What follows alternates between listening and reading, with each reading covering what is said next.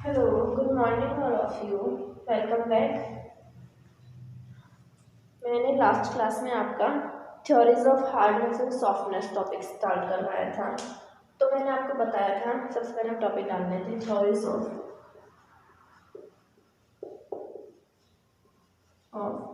Hardness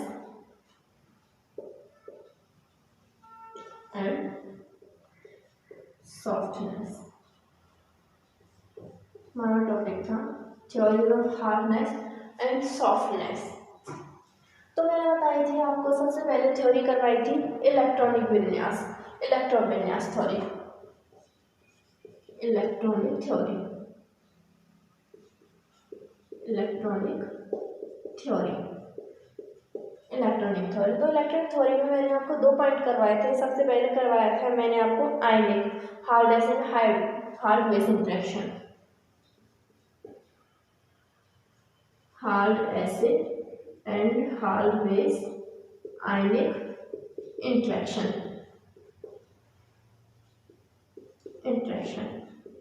hard acid and hard base ionic interaction. उसके बाद मैंने आपको करवाया था soft acid and soft base covalent interaction,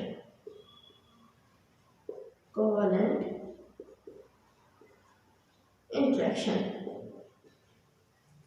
इनमें ज़्यादा कुछ नहीं था, ऐसी था जैसे पियर्सन कॉन्सेप्ट के अकॉर्डिंग हम बात बताते हैं कि जो हार्ड एसिड और हार्ड बेस के बीच जो ये कॉम्प्लेक्स स्टेबल होता है, सॉफ्ट एसिड और सॉफ्ट बेस के बीच इंटरेक्शन होता है तो बनने वाला कॉम्प्लेक्स स्टेबल होता है।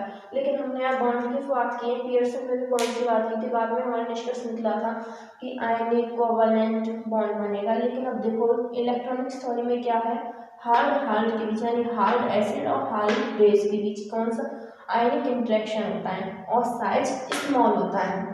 मैंने आपको बताया था साइज स्मॉल होगा और वर्ग एक है एलिमेंट्स और साइज स्मॉल होगा। और जैसे मैंने आपको बताया था Li plus Na plus K plus, ये तो क्या है हमारे हार्ड एसिड। और हार्ड बेस में बताया था OH माइनस F माइनस, तो LiOH HF NaOH एक्सेट्रा। और सॉफ्ट एसिड सॉफ्ट बेस में मैंने आपको ट्रांजिशन मेटल एलिमेंट्स बताए थे कि ट्रांजिशन मेटल एलिमेंट्स आएंगे और डी इलेक्ट्रॉन्स कहाँ तक भरा रहेगा, 6 to 10 electrons, 6 to 10 D electrons भरे रहेंगे, 6 to 10 डी इलेक्ट्रॉन्स। तो इनकी पोलराइजिंग पावर क्या होगी, बहुत अच्छी होगा। और अगर किसी डी इलेक्ट्रॉन्स में 10 डी इलेक्ट्रॉन्स कंप्लीटली भरे हुए तो वो सबसे ज़्यादा अच्छा गुड पोलराइजिंग पावर रखता है। जैसे मैंने आपको एग्जांपल बताए थे Ag+2 और Ag+, ये एग्जांपल बताए थे। और सॉफ्ट बेस मैंने आपको बताया था जैसे I-S-2, जब आकार बढ़ रहा है, साइज इंक्रीज हो रहा है तो सॉफ्ट बेस। अब हमारा नेक्स्ट टॉपिक होगा आज का, यदि आपने नहीं देखा है तो लास्ट क्लास में देख लें। तो आज हमारा टॉपिक चलेगा इलेक्ट्रॉनिक्स थ्योरी के बाद आगे हमारी आज न्यू थ्योरी है पाई बॉन्डिंग, पाई वन सिद्धांत यानी पाई वन थ्योरी, इलेक्ट्रॉनिक थ्योरी। अब हमारी दूसरी थ्योरी आएगी, हमारी सेकंड थ्योरी है पाई बॉन्ड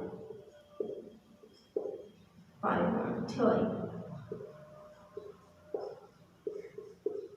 तो हमारी पाई बॉन्ड थ्योरी क्या कहती है, सबसे पहले मैं पहले ही बताती हूँ, कोई भी थ्योरी वगैरह है अगर उसका कोई साइंटिस्ट है तो सबसे पहले हमको आना चाहिए कि इस थ्योरी का साइंटिस्ट क्या है, मतलब किसने ये थ्योरी दी। तो ये थ्योरी जो हमारी दी है जे चैट ने दी थी, जे चैट। सबसे पहले हमारी ये थ्योरी जे चैट ने दी है, ये थ्योरी हमारी जे चैट ने दी है। और इस थ्योरी में उन्होंने क्या बताया कि बाई बॉन्ड्स, जो पाई बॉन्ड्स होते हैं सबसे पहले कहाँ पाए जाते हैं। ये थ्योरी से पहले हम देखते हैं कि पाई बॉन्ड्स आखिर कहाँ पाए जाते हैं। तो इसके लिए हमारी क्या थ्योरी आई, पाई बॉन्ड्स थ्योरी। और पाई बॉन्ड्स थ्योरी किसने दी थी, जे चैट ने। और थोड़ा योगदान था हमारा आर के मुरलीधरन का भी था, आर के मुरलीधरन, JZ और R के मूल्यांकन, लेकिन आपकी बुक में ओनली JZ है तो JZ ने दिया। तो ये थ्योरी क्या कहती है? सबसे पहले कहती है कि हमारे पाई बॉन्ड्स वहाँ मिलते हैं जब metal ions low oxidation state में रहता है। पाई बॉन्ड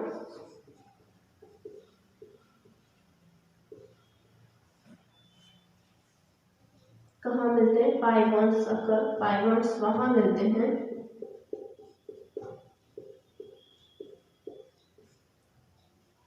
जहाँ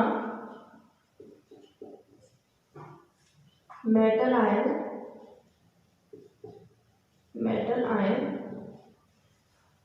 लो ऑक्सीडेशन स्टेट में रहता है। लो ऑक्सीडेशन स्टेट OS, लो ऑक्सीडेशन स्टेट में रहता है।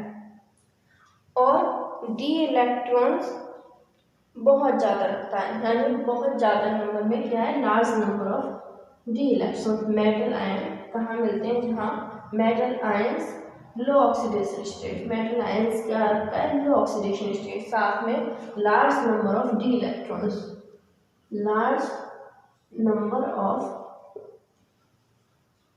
D electrons, large number of D electrons,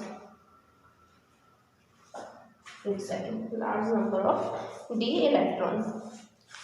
तो वही है, जब पाई बॉन्ड आ रही हो तो इसमें भी सॉफ्ट एसिड और सॉफ्ट बेस के बीच में, जैसे कोवैलेंट बॉन्ड फॉर्मेशन हुआ था, ये थ्योरी भी सॉफ्ट एसिड यानी मृदु यानी सॉफ्ट और सॉफ्ट के बीच में बताई गई है, यानी soft acid and soft base के लिए दी गई है थ्योरी। किसके लिए? Soft acid and soft base, यानी सॉफ्ट इंटरेक्शन को बता रही है। और मैंने आपको पहले बताया था इलेक्ट्रॉनिक थ्योरी में सॉफ्ट के बीच में इंटरेक्शन होगा तो कौन सा इंटरेक्शन होगा? Covalent interaction. लेकिन हम यहाँ बात कर रहे हैं पाई बॉन्ड थ्योरी की, तो सॉफ्ट के बीच लिए दी गई है। तो हमको पहले बताया था जो सॉफ्ट एसिड होते हैं वो क्या होते हैं? Metal ion. सॉफ्ट एसिड होते हैं हमारे मेटल आयन, और जो सॉफ्ट बेस होते हैं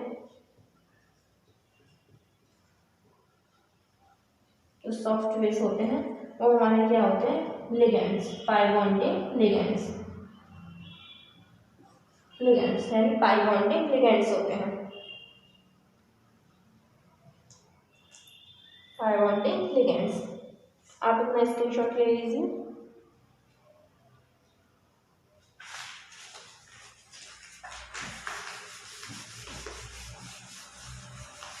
तो मैंने आपको बता दिया पाई बॉन्ड्स कहाँ मिलते हैं, तो metal ions low oxidation state में रखता है तथा large number of D electron, low oxidation state and large number of D electron ज़्यादा होंगे, ऑक्सीडेशन स्टेट लो होगी। और ये भी किसके लिए है? सॉफ्ट यानी मृदु के बीच में इंटरेक्शन को दर्शाती है। और मृदु क्या? सॉफ्ट एसिड और सॉफ्ट बेस। सॉफ्ट एसिड क्या कौन होता है? मेटल आयन, और सॉफ्ट बेस क्या होते हैं? लिगेंड। तो जैसे हमारा ये है मेटल और लिगेंड्स, तो ये बॉन्ड क्या है? लिगेंड से मेटल की तरफ, ये है हमारा सिग्मा बॉन्ड।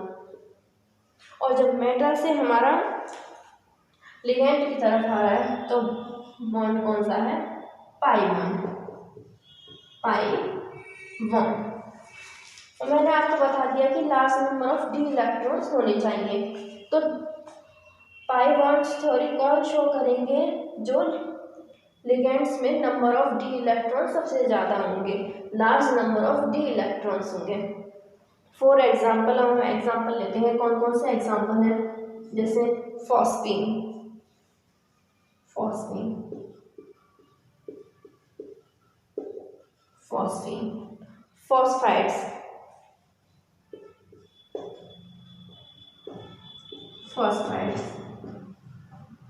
और carbon monoxide CO, carbon monoxide. लेकिन जो कार्बन मोनोऑक्साइड में CO है एक्सेप्शन है। कैसे? अपवाद है, क्योंकि CO में ना कार्बन के पास ना ऑक्सीजन के पास, दोनों के पास डी इलेक्ट्रॉन्स एब्सेंट होते हैं, यानी डी इलेक्ट्रॉन्स नहीं होते हैं, फिर भी ये पाई बॉन्ड थ्योरी शो करते हैं। तो फॉस्फीन, फॉस्फाइड और CO ये पाई बॉन्ड थ्योरी शो करते हैं। और जो शो नहीं करते वो कौन नहीं करते, नाइट्रोजन, ऑक्सीजन, सल्फर, क्योंकि इनके पास 23 इलेक्ट्रॉन्स एब्सेंट होते हैं। लेकिन ये याद रखना, सीओ का एग्जांपल आ जाए तो सीओ शो करेगा, ये एक्सेप्शन है, चाहे इसके पास डी इलेक्ट्रॉन्स एब्सेंट है।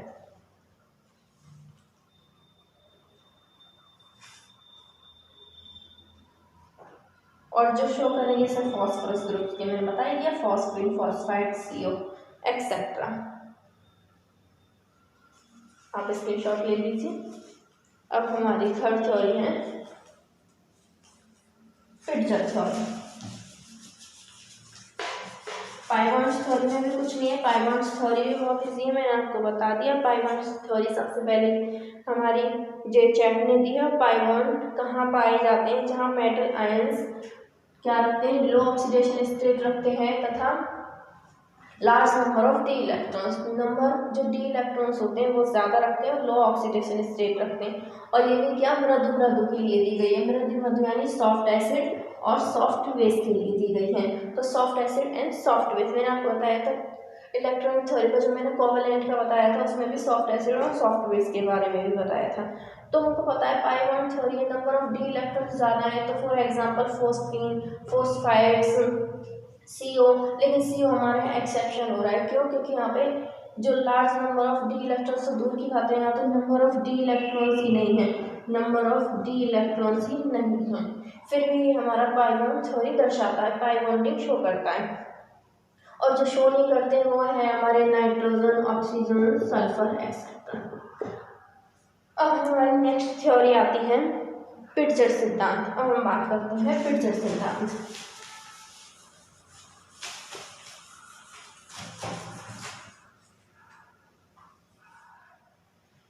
Next theory Pitzer's theory.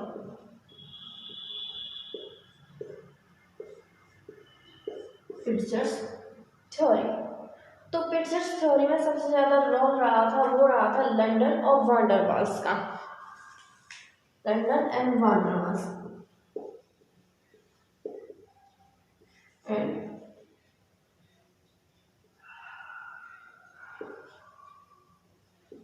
वान डर वाल्स का, लंडन और वान डर वाल्स का सबसे ज्यादा रोल रहा है। इन्होंने भी क्या बताया है, इन्होंने भी सॉफ्ट के बीच में इंटरेक्शन बताया है, यानी कि सॉफ्ट एसिड और सॉफ्ट बेस के बीच में इंटरेक्शन बताया है। और सबसे ज़्यादा रोल किसका रहा है, लंडन और वान डर वाल्स का। तो सॉफ्ट के बीच में इंटरेक्शन बताया है। तो इन्होंने बताया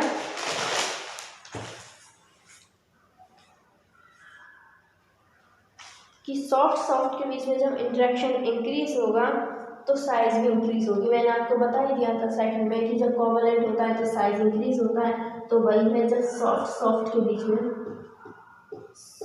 सॉफ्ट के बीच में यानी सॉफ्ट एसिड या सॉफ्ट बेस के बीच में इंटरेक्शन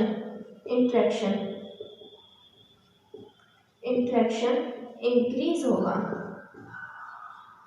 सॉफ्ट के बीच में इंटरेक्शन इंक्रीज हो रहा है, तब साथ में हमारा साइज और पोलराइजेबिलिटी यानी ध्रुवणता, पोलराइजेबिलिटी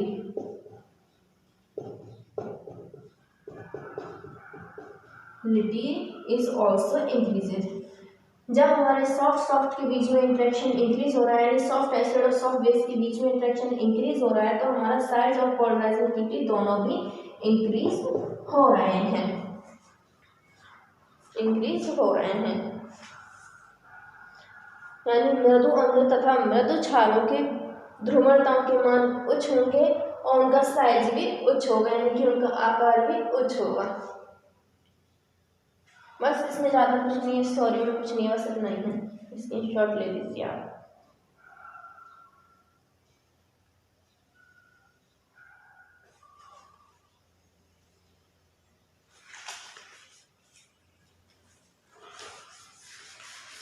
तो हमने दोनों क्लासों को मिला के क्या पढ़ा था, सबसे पहले हमारी थी इलेक्ट्रॉनिक थ्योरी। तो थ्योरीज हमारी जो भी थी मैं थोड़ा सा आपको रिवाइज करवा दी थी। इलेक्ट्रॉनिक थ्योरी इलेक्ट्रॉनिक थ्योरी में मैंने आपको फर्स्ट करवाई थी hard acid and hard base ionic interaction, और सेकंड करवाया था soft acid soft base covalent interaction, soft acid and soft base covalent interaction. और थर्ड हमारा था पाई बॉन्डिंग थ्योरी, ये सेकंड सॉरी, जो इसके तो दो हो गए HSHC और SAHC, और सेकंड थी हमारी पाई बॉन्डिंग थ्योरी,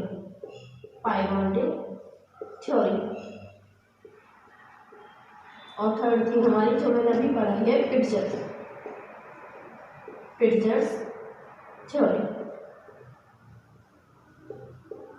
इसमें कुछ नहीं, आपने देखा होगा ये तीनों थ्योरी किसके लिए हैं, ये तीनों थ्योरी यानी कोवालेंट, पाई बॉन्डिंग और पिट्जर्स थ्योरी किसके लिए है, किसके इंटरेक्शन को बता रही हैं, दोनों तीनों की तीनों सॉफ्ट इंटरेक्शन यानी soft acid and soft base के बीच में, इन तीनों के बीच में कॉमन है, किसके बारे में बता रही हैं तीनों सॉफ्ट एसिड और सॉफ्ट बेस। और जो हार्ड एसिड और हार्ड बेस है वो किसके बारे में बता रहा है, आयनिक इंटरेक्शन। आयनिक इंटरेक्शन के बारे में ओनली एक थ्योरी है हार्ड एसिड और हार्ड बेस, और बाकी जो तीनों हैं किसके बारे में बता रही हैं, सॉफ्ट के बीच में इंटरेक्शन। और हम कल आपको नया टॉपिक स्टार्ट कराएंगे विद्युत ऋणता एवं कठोरता में मृदुता। आई थिंक आपको आज की ये क्लास पसंद आया, फिर भी अगर कोई प्रॉब्लम हो तो कमेंट सेक्शन में बताएं, and thank you so much.